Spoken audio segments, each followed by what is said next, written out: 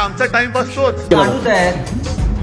गांडू काय गांडू त्यांची बुद्धी तेवढीच आहे टिल्ली. हे आमचा टाइमपास तोच. हे आमचा टाइमपास तोच. त्याला वेळ लागलाय. हे आमचा टाइमपास तोच. पादरा पावटा आहे रे तो बाळासाहेब देवा पादरा माणूस आहे. हे आमचा टाइमपास तोच. महाराष्ट्रामध्ये असं स्थान नाहीये.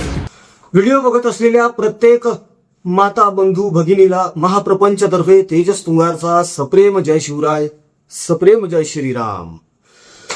आत्ताची क्लिप बघितली तुम्ही, कशी वाटली तुम्हाला? घाण वाटलं ना ऐकायला?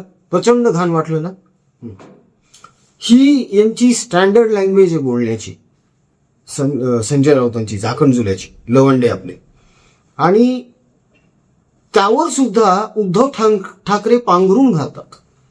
मध्यंतरी उद्धव ठाकरे एका ठिकाणी भाषणाला उभे राहिले आणि भाषण करत असताना असं बोलले की विरोधक टीका करतात. विरोधक म्हणजे सध्याचे सत्ताधारी टीका करतायत, पण आम्ही तुमच्या टीकेला घाबरत नाही आणि तुम्हाला काय शिव्या द्यायचे ते द्या, आमच्याकडे ओव्या आहेत.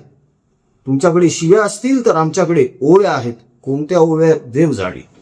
साधी राम रक्षा तर म्हणता आली नाही, हनुमान चालिसा म्हणता आलं. कोणत्या ओव्या ज्यांच्याकडे कोण असतो? मारुती स्तोत्र सुद्धा म्हटले नाही का ते तिथे आंदोलनाला गेले होते तेव्हा. त्याच्यामुळे नेमक्या कोणत्या ओव्या आहेत? म्हणजे ह्या त्या भच्या बाराखडीच्या ओव्या आहेत का? सगळ्या भोंगा राऊतांनी लिहून दिलेल्या ओव्या आहेत का? म्हणजे त्या शब्दांना, त्या वाक्यांना हे ओव्या म्हणतात का? असा एक गंभीर प्रश्न इथे या निमित्तानं उपस्थित होतो मित्रांनो. कारण आत्तापर्यंत भोंगा राऊतांची जीभ ही कधीच सरळ राहिलेली नाहीये.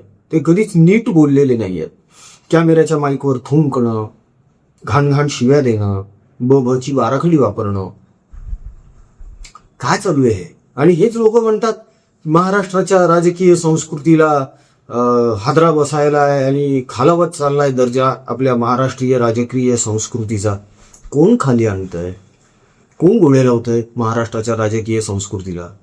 तुमचा घरगडीच लावतोय ना. सरळ सरळ शिव्या देतात हे, आणि वर म्हणतात की काय सो दाऊत तो एक राऊत. शिव्या देत नव्हता दाऊत कधीच. तो तर समोर पण आला नाही लोकांच्या जास्त. हे तर सतत दिवसातून 10 वेळा कॅमेरा समोर असतात, थुंकत असतात कॅमेरावर. पत्रकार कितके कसे निर्लज्ज आहेत आपल्याकडे.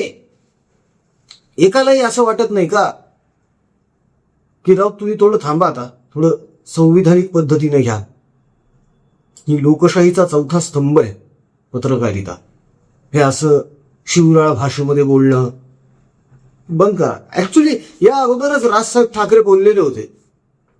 त्यांना एकदा प्रश्न विचारला होता एका जणानं, एका पत्रकारानं, की राऊत ही असली घाणेरडी भाषा वापरता, तुम्ही काय बोलताय, तुमचं काय मत आहे?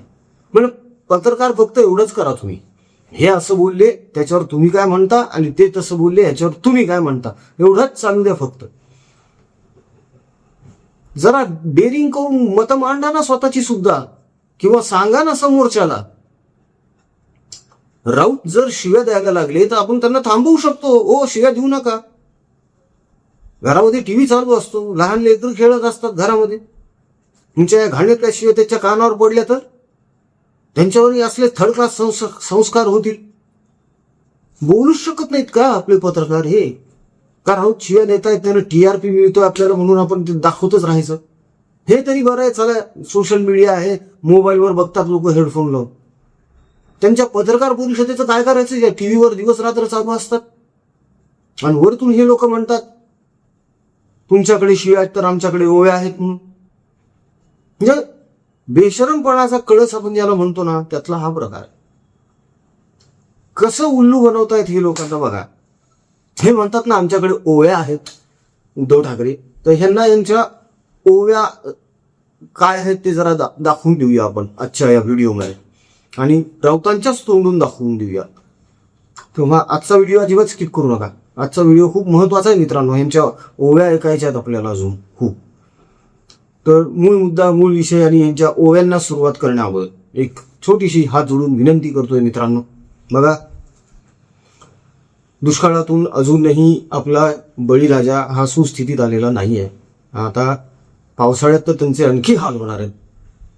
गौरी गणपती आहेत, आता पोरांची शिक्षणं चालू झाली आहेत, घरात वृद्ध माता पिता असतात, त्यांचे औषध पाणी असतं, काही जणांच्या घराची डागडुजी आहे, पत्रे गळतात, डबडे लावावे लागतात खाली पत्र्यांच्या. परिस्थिती गंभीर आहे मित्रांनो. आपलेच बंधू भगिनी आहेत सगळे. कॅन्सरग्रस्त रुग्ण सुद्धा कुठून कुठून येतात महाराष्ट्रातून. त्यांना जेवायला बसायला साधी जागा नाही हो, तिथं रस्त्यावर बसतात जेवायला. ते किमान एक एक छत्री तरी टाकू तिथे आपण. नाहीच काय तर एक वेळेचं अन्न आणि एक वेळेची छत्री एवढं जरी दिलं सध्या त्यांना तरी खूप आहे. 51 विद्यार्थिनी आहेत ज्यांची लिस्ट झाली आहे आपल्याकडे परिवाराकडे की त्यांना शैक्षणिक साहित्यासाठी गरज आहे, कारण त्यातल्या अनेक मुली या अनाथ आहेत. तर अशांची मदत नाही करायची तर कोणाची करायची हो. ते जे दिल्लीमध्ये जे जंतर मंतरवर जे झुरळं बसलेले आहेत, पिझ्झा बर्गर खात, कोल्ड कॉफी पीत, अशांना मदत करायची का? अशांना गरज काय? एखाद्या गरजूला करू ना. आणि आपल्या थोड्याशा मदतीनं जर एखाद्याच्या आयुष्यात सकारात्मक बदल घडतोय, त्याला उमेद मिळतीये, तर काय हरकत आहे. तेव्हा मित्रांनो, दिल्या गेलेल्या जीपे फोनपे क्रमांकावर परिवाराच्या या कार्यामध्ये आपलं योगदान निश्चित द्या आणि केलेल्या ट्रान्झॅक्शनचा स्क्रीनशॉट परिवाराच्या व्हॉट्सअपवर ठेवा, म्हणजे त्याची पावती पण आपल्याला बनवता येईल. आणि त्या पावतीसह तुम्ही नेमकं योगदान जे दिलेलं आहे ते आपण कसं युटिलाइज केलेलं आहे ते सुद्धा तुम्हाला डिटेल्स आम्ही पाठवतो. तेव्हा निश्चिंतपणानं आपल्याच या बंधू भगिनींसाठी पुढे या. माणुसकी धर्म पाळा, एवढंच म्हणणं बस. आता परत वळूया ओव्यांकडे. हे तर सगळं ऐकून घेतलं आपण, आता ओव्या ऐका. बघा यांच्या ओव्या किती सुंदर आहेत, ते म्हणजे आधी ऐकून घ्या मग बोलतो मी. आमच्या हिंदुत्वामध्ये ओव्या आहेत, तुमच्या हिंदुत्वामध्ये शिव्या असतील. भोसडीच्या ती बंदूक तुझ्या ढोंगणात घातली जाईल. ती आपली संस्कृती नाही, ते आपलं हिंदुत्व नाही. हे साले भोसडीचे लोक. आमच्या हिंदुत्वामध्ये ओव्या आहेत. अरे गांडू दबो. आमच्या हिंदुत्वामध्ये ओव्या आहेत. जाते महादरची तुझ्या आईची जाण साली भोसडीची. शिवीगाळ करतायत, धमक्या देतायत. फार चापटे काय तुला तुडवणार. गांडू आहेत ते गांडू. शिवीगाळी ही महाराष्ट्राची संस्कृती नाहीये. यार सरकार तुमचं आहे ना भोसडीजानो, राज्य गांडूंच्या हातात आहे. तुमच्या हिंदुत्वामध्ये शिव्या असतील. हे नागडे नाचत होते, हा नागड्यांचा नाच. कामाठीपुऱ्यामध्ये उभी आहे धंदा करायला. कोण येड झावा आहे तू. आमच्या हिंदुत्वामध्ये ओव्या आहेत, तुमच्या हिंदुत्वामध्ये शिव्या असतील. भोसडीच्या ती बंदूक तुझ्या ढोंगणात घातली जाईल. ती आपली संस्कृती नाही, ते आपलं हिंदुत्व नाही. हे साले भोसडीचे लोक. आमच्या हिंदुत्वामध्ये ओव्या आहेत. अरे गांडू दबो. आमच्या हिंदुत्वामध्ये ओव्या आहेत. जाते महादरची तुझ्या आईची जाण साली भोसडीची. शिवीगाळ करतायत, धमक्या देतायत. फार चापटे काय तुला तुडवणार. गांडू आहेत ते गांडू. शिवीगाळी ही महाराष्ट्राची संस्कृती नाहीये. यार सरकार तुमचं आहे ना भोसडीजानो, राज्य गांडूंच्या हातात आहे. तुमच्या हिंदुत्वामध्ये शिव्या असतील. हे नागडे नाचत होते, हा नागड्यांचा नाच. कामाठीपुऱ्यामध्ये उभी आहे धंदा करायला. कोण येड झावा आहे तू. ऐकल्या त्यांच्या ओव्या. ह्यांना ओव्या म्हणायचं का? काय म्हणावं या गोष्टीला? बरं, ह्याच्या पलीकडे जाऊन एक घटना घडली मध्ये महाराष्ट्रामध्ये की पावसाळी अधिवेशन चालू होतं, तेव्हा एक शोक प्रस्ताव राहुल नार्वेकर यांनी मांडला. त्यांच्या लिहून दिलेल्या त्या शोक प्रस्तावामध्ये काही रायटिंग मिस्टेक होत्या, अक्षर फार बारीक होतं, त्यांना वाचता येत नव्हतं. त्याच्यामुळे त्यांच्याकडून बोलताना बऱ्याच चुका झाल्या. हो, मान्य आहे, झाल्या चुका त्यांच्याकडून, जगानं बघितल्यात त्या सगळ्या. मग त्याच्यावरून ह्या लोकांनी सगळंच सुरू केलं. मराठीचा अपमान आम्ही सहन करणार नाही, वगैरे वगैरे वगैरे. हे ज्या भाषेत बोलतात त्यानं मराठीचा कितपत गौरव होतो, ह्या प्रश्नाचं कोणी उत्तर देईल का? बरं, राहुल नार्वेकर यांच्याकडून अपशब्द एकही गेला नव्हता, तरी देखील भोंगा राऊत काय बोलले? मी जर तिथे उपस्थित असतो त्या ठिकाणी, तर मी तिथला पेपर वेट घेऊन त्यांना फेकून मारला असता म्हणे, मराठीचा अपमान केल्याबद्दल. इतकं यांना मराठीचं प्रेम आहे, इतकं. ते एक मराठी पोरगं आत्महत्या करून गेलं बघा, त्याच्या बाबतीत यांनी काय केलं? काहीच नाही. पत्राचाळीतले मराठी घरं बारबाद कुणी केली, त्यांना रस्त्यावर कुणी आणलं, देश दलील कुणी लावलेले? यांनीच. खिचडीचे घोटाळे केले, कितीतरी मराठी लोकांच्या बॉडी बॅग मधले पैसे खाल्लेत कोरोनामध्ये यांनी. हे मराठी करतात.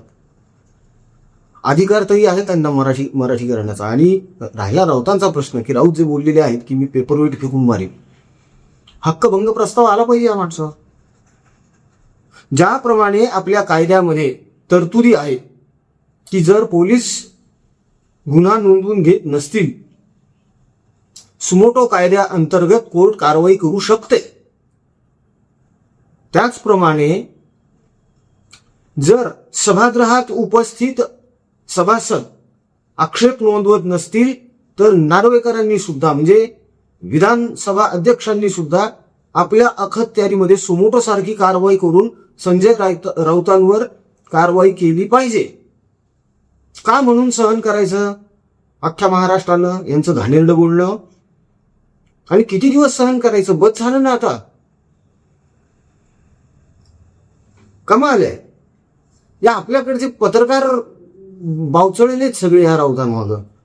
यांना असं वाटतं की राऊतला टीव्हीवर दाखवलं म्हणजे टीआरपी वाढतोय आपला. अरे राऊत दिसला टीव्हीवर की टीव्ही बंद करतात लोक, चेंज करतात चॅनल. ही वस्तुस्थिती आहे महाराष्ट्रातली. हे यांना कधी कळणार आहे पत्रकारांना? आताशा बघा ना तुम्ही, राऊतांच्या पत्रकार परिषदा गाजत नाहीच आहेत. नुसती शिवीगाळ चालू आहे, राऊतांची आग पाखड चालू आहे, पण त्याला म्हणावा तसा प्रतिसादच नाहीये. शिल्लक सेनेकडून सुद्धा त्याला तेवढा प्रतिसाद मिळत नाहीये सध्या सोशल मीडियावर. याचाच अर्थ काय आहे की लोक कंटाळले आहेत आता. बस झालं. उद्धव ठाकरेंना सुद्धा कळलं पाहिजे आता की ह्या राऊतांच्या ओव्या थोड्या आता बंद झाल्या पाहिजेत, नाही तर हे जे उरलं सुरलं आहे ते सगळं निघून जाईल. मग ते दही गेलं, तूपही गेलं, ना हाती आलं हे घरगडी शिव्या देणार, अशी अवस्था होणार आहे. कारण ह्यांना पवार घेणार नाहीत. राहुल गांधी पण ह्या माणसाला उभं करणार नाही. अजून 1-1.5 वर्ष फार फार तर खासदारकीचं राज्यसभेच्या, ती गेली की मग तर संपलंय सगळंच भोंग्याचं. त्यानंतर भोंग्याला आधार आहे तो फक्त उबाटाचाच आहे. उबाटाचा पण नाही राहिला आता, कारण उबाटाकडे पण सुद्धा खासदार द्यायला संख्याबळ कुठे आहे राज्यसभेसाठी. असा सगळा हा प्रकार घडतोय मित्रांनो. हे स्वतः चुका करतायत, त्याचं खापर इतरांवर फोडतायत, दुसऱ्याने केलेल्या कामाचं क्रेडिट स्वतःकडे घेत आहेत आदित्य ठाकरेंसारखे नेते. आणि हे भोंगा तो पिसाळलेलाच आहे, त्याच्याबद्दल तर बोलण्यात काही अर्थच नाहीये. पण जे लोक म्हणतात ना की उद्धव ठाकरे खूप समजून घेतात, उद्धव ठाकरे खूप प्रेमळ आहे, त्यांना सगळं कळतं, हे कळत नाही का त्यांना की आपला गरगडी असा बेताल वागतोय, ह्याच्यामुळे किती नुकसान होतं हे कळत नसावं का? कळत असणार आहे. मला 100% डाऊट आहे उद्धव ठाकरे किंवा आदित्य ठाकरे या दोघांपैकी कोणाचे तरी डार्क सिक्रेट्स हे भोंग्याकडे असले पाहिजेत. त्याच जोरावर टर्टर चालू आहे सगळी, आणि म्हणूनच कदाचित यांची हकालपट्टी होत नाहीये. नाही तर आत्तापर्यंत काढलं असतं बाहेर. तुम्ही सांगा ना मला, काँग्रेसमधल्या कुठल्या नेत्यांना अशा घाणेरड्या शिव्या दिल्या आहेत आजपर्यंत? अहो, दस्तूर खुद्द वंदनीय बाळासाहेब ठाकरे सुद्धा तिखट बोलायचे, पण ते इतकं खालच्या पातळीवर जाऊन बोलत नव्हते. ते किती भाषणं ऐकलेली आहेत मी मोठ्या साहेबांची. हे भलताच प्रकार लावून ठेवलाय. भाजपवाले अशा शिव्या देतात का? नाही देत. ह्यांना शिव्या देऊन असं वाटतं की आपण खूप मोठी डेअरिंग केलेली आहे, आपण खूप पैलवान झालेलो आहोत. काही पैलवान वगैरे काही नाही आहे. बघितलं आम्ही त्या 100 दिवस तुरुंगामध्ये संडासात कोंडून मारलेलं आहे यांना. 3ऱ्या दिवशी तर त्यांनी बेल ऍप्लिकेशन चालू केली होती दर 2 दिवसाला. पाठच दुखायली, पोटच दुखायले, छातीतच दुखायले. इतकी तर डेअरिंग आहे यांची.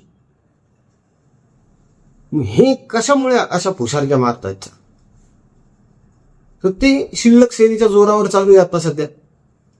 पण हे फार दिवस चालेल असं वाटत नाही, कारण शिल्लक सेनेला सुद्धा याचा कंटाळा आलेला आहे. उघडपणे जरी उरलेले लोक बोलून दाखवत नसतील ना, तरी अंतर्गत कुजबूज मात्र आहे मित्रांनो. विश्वास ठेव. कारण हे असले प्रकार आहे ना, कुठलाही सभ्य व्यक्ती ज्याच्यावर आईबापानं संस्कार केलेले आहे तो हे असलं काही सहन नाही करणार.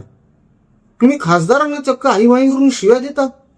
तुमच्याच खासदारांना इतकी वर्ष काम केलंय त्या माणसांनी तुमच्यासोबत, तुम्ही त्यांना डायरेक्ट तोंडावर शिव्या देता का? म्हणून लोकांनी राहायचं तुमच्यासोबत, असाही प्रश्न निर्माण होतो ना. हे सुद्धा उद्धव ठाकरेंना कळलं पाहिजे, पण कळत नाही. हेच दुर्दैव आहे. तरी एकनाथ शिंदे मध्यंतरी बोलून गेले होते, उद्धव ठाकरेंची अवस्था अशी झालेली आहे की हिऱ्यापोटी गारगोटी जन्माला आली. आणि आता खरंच ते पटायला लागले मित्रांनो.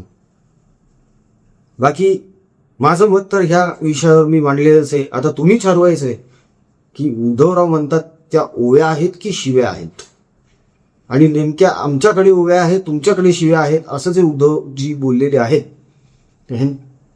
शिव्या कोण देते इतर पक्षांमध्ये ते अजून मला कळलेलं नाही. ते एकदा समोर येणं अत्यंत गरजेचं आहे. तुम्हाला माहीत असेल तर कमेंटमध्ये निश्चित कळवा.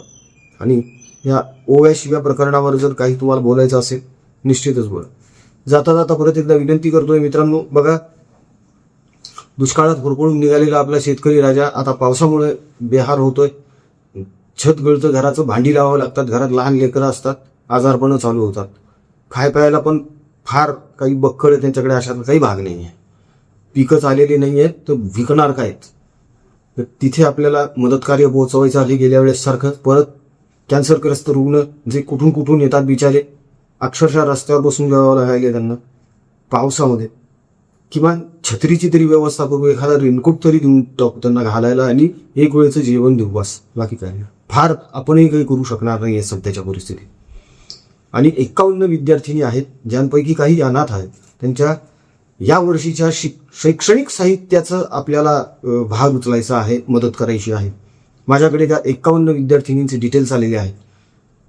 तुमची खरंच जर मनापासून इच्छा असेल हे कार्य करण्याची तर निश्चित योगदान द्या मित्रांनो. मी सगळे डिटेल्स तुम्हाला पर्सनली सुद्धा पाठवेन. परिवाराचा जो जीपे फोनपे नंबर आहे तोच व्हॉट्सअप नंबर पण आहे. जीपे फोनपेवर तुम्ही तुमचं योगदान दिल्यानंतर फक्त व्हॉट्सअपवर त्या ट्रान्झॅक्शनची एक स्क्रीनशॉट टाकून द्या, म्हणजे मी नंबर पण सेव्ह करून घेईल, त्याची पावती पण बनवेल आणि डिटेल्स पण तुम्हाला कळवेन सगळं. मन मोठं करा आणि पुढे या मित्रांनो. आपला थोडासा पैसा एखाद्याच्या आयुष्यामध्ये आमूलाग्र बदल घडवत असेल, आनंद देत असेल, समाधान देत असेल त्याला, तर त्या समाधानाचा 1% आपल्याकडे सुद्धा असणार आहे. तेव्हा माणुसकीचं दर्शन घडवत पुढे या. व्हिडिओ आवडला असेल तर व्हिडिओला लाईक करा, शेअर करा, चॅनलला सबस्क्राईब करा. जय हिंद, जय महाराष्ट्र, वंदे मातरम, जय शिवराय, जय शंभूराजे, जय भवानी, जय जगदंब, भारत माता की जय, जय श्रीराम.